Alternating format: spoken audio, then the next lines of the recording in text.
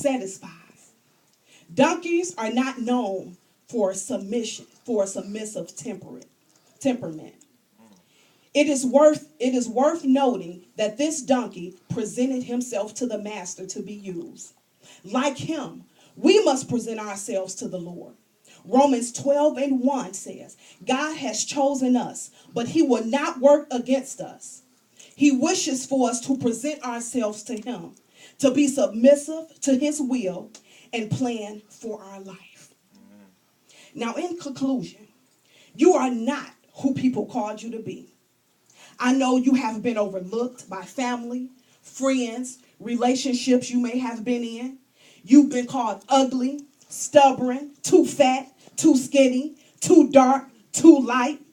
Not going to be nothing, not going to amount to anything because you didn't finish high school, because you didn't go to college. You were abused as a child, hair too nappy, hair too straight.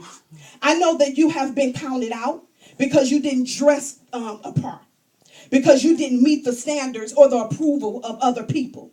But baby, let me tell you, God has chosen you for something greater. You can make it. That same donkey they called ugly. And you know what? God is so awesome because he could have chosen any other donkey. He could have chosen the donkey that had himself together. A donkey that was beautiful. A donkey that was popular, so to say. But he chose the donkey that nobody wanted. He chose the donkey that was abused. A donkey, I'm sure, had low self-esteem and didn't think nobody cared for him. Hallelujah. He was chose for a greater purpose, to bring healing. And so I come to you to say, let them count you out. It's okay. You might be too dark. You might be too light. And the thing is, they might even say, hey, you're not like Johnny over here. Johnny did this. Johnny did that. Why don't you do this? Why don't you go to school like Johnny? Why don't you get this type of job? But maybe God is not calling you to that. Other people, you do not have to get the approval from other people to feel like you want it. To feel like you belong.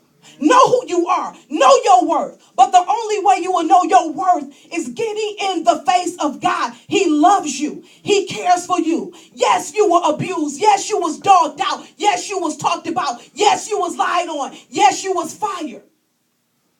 Yes, they didn't know who you were. But God handpicked you for a purpose. And in order to meet that purpose, in order to be prepared for that purpose, you have to seek his face.